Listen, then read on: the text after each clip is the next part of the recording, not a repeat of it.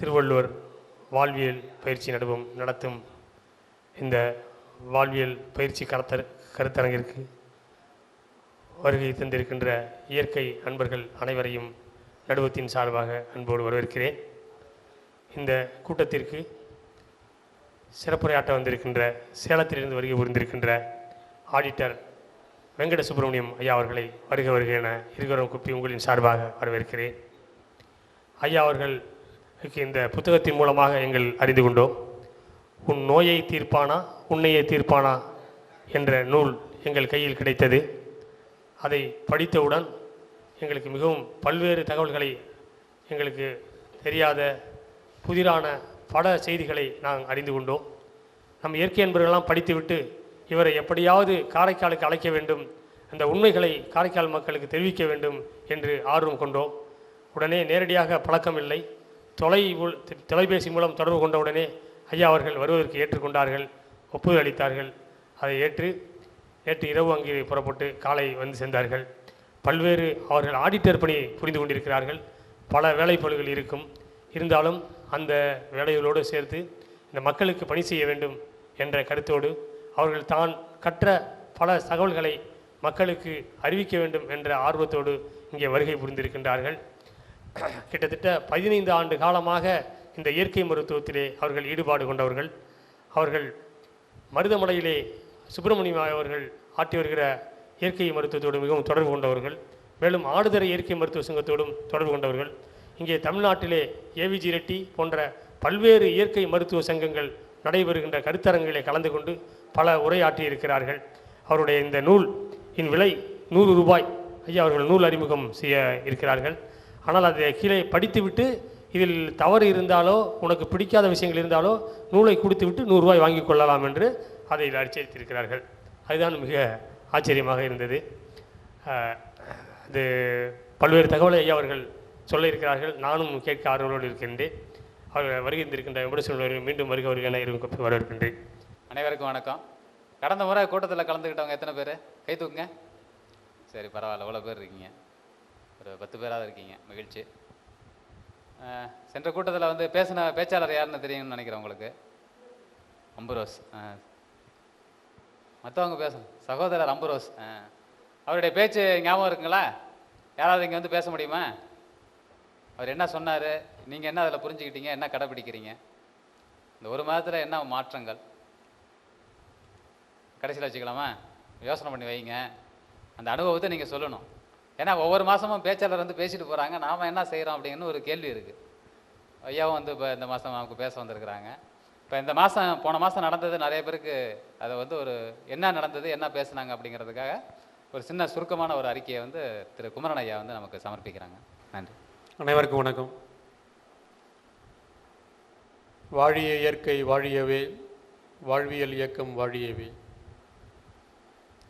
வாழிய இயற்கை வாழியவே, வாழ்வியல் இயக்கம் வாழியவே.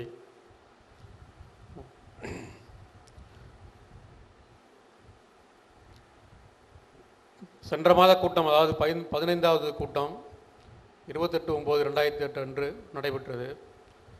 குணசேகரன் ஐயா அவர்கள் தலைமை தாங்கி நடத்தி கொடுத்தார்கள்.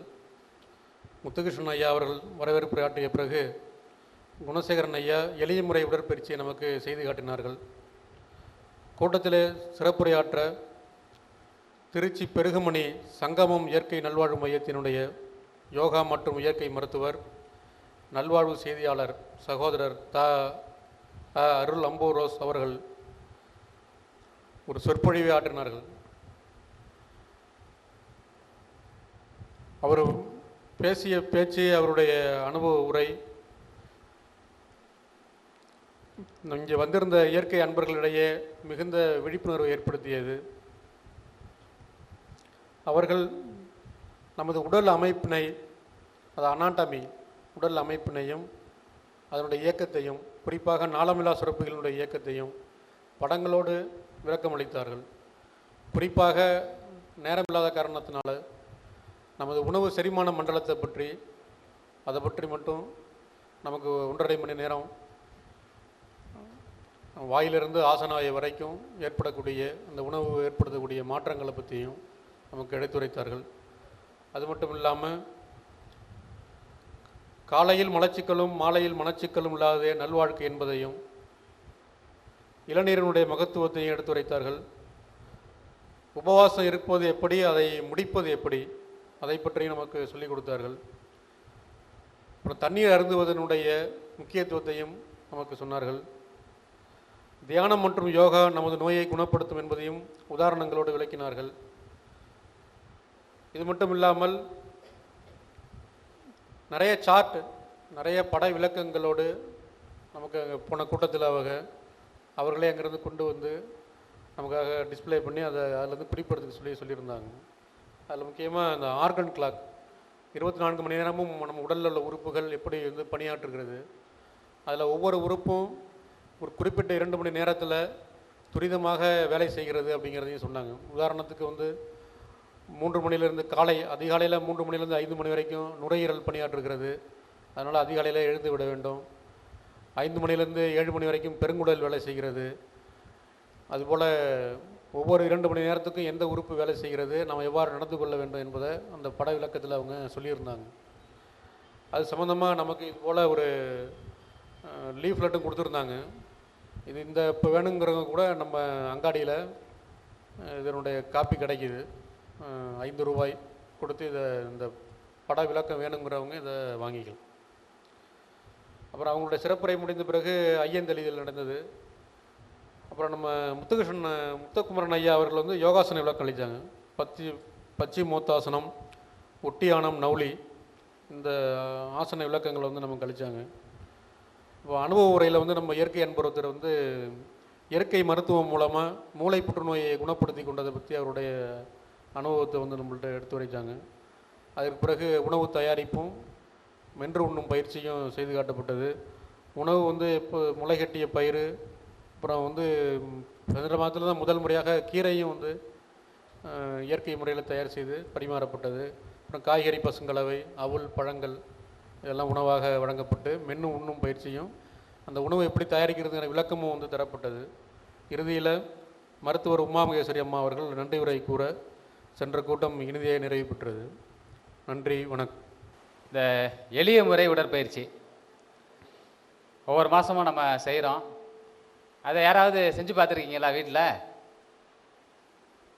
கை தூக்குங்க. யாராவது செஞ்சு பார்த்தேன், கை காலில் அசைச்சு பார்த்தேன். பரவாயில்ல, ஒரு 2-3 பேர் கை தூக்குறாங்க. ரொம்ப மகிழ்ச்சி, வாழ்த்து. இந்த காலை மாலை இயற்கை வழிபாடு, இந்த காந்தியோடைய புத்தகம் ஒன்று இருக்குது, பிரார்த்தனைன்னு சொல்லி. தயவுசெய்து போகும்போது அந்த புத்தகத்தை பார்த்துட்டு போங்க.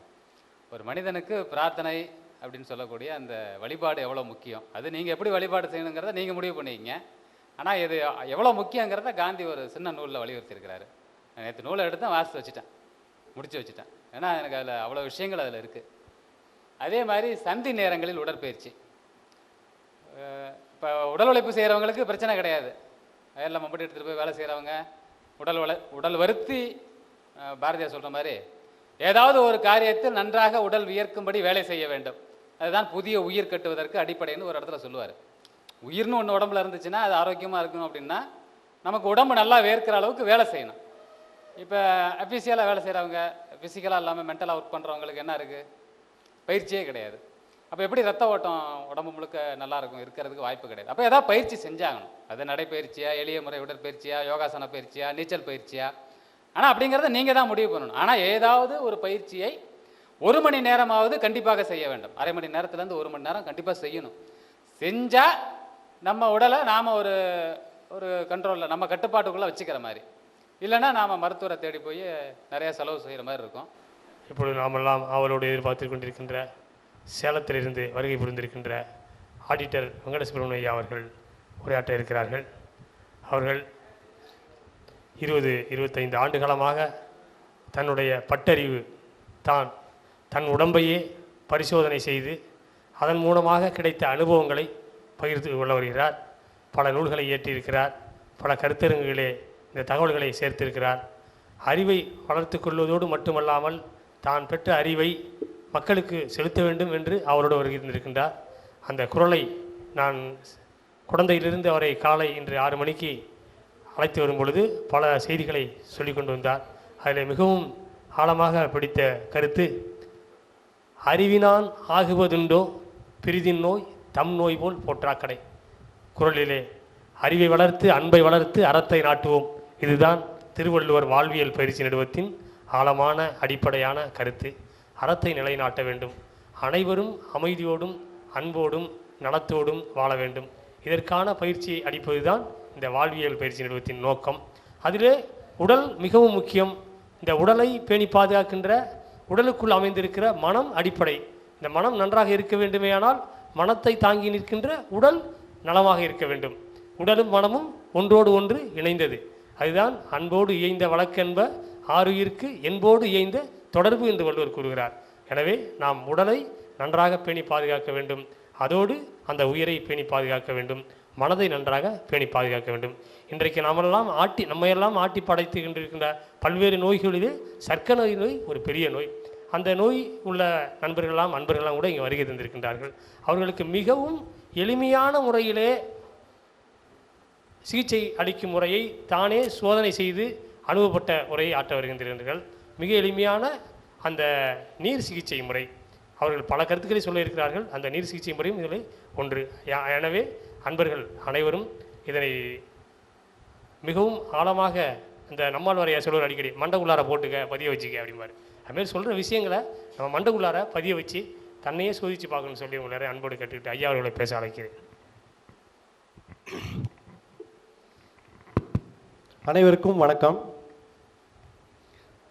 என்ன விலை கொடுத்தாலும் ஆரோக்கியம் பெற வேண்டும், என்ன விலை கொடுத்தாலும் ஆரோக்கியம் பெற வேண்டும். ஆனால் என்ன விலை கொடுத்தாலும் ஆரோக்கியம் கிடைக்காது. ஆரோக்கியம் என்பது விலை கொடுத்து வாங்கக்கூடிய பொருளா? கடையில் போய் வாங்கிட்டு வர முடியுமா? முடியாது.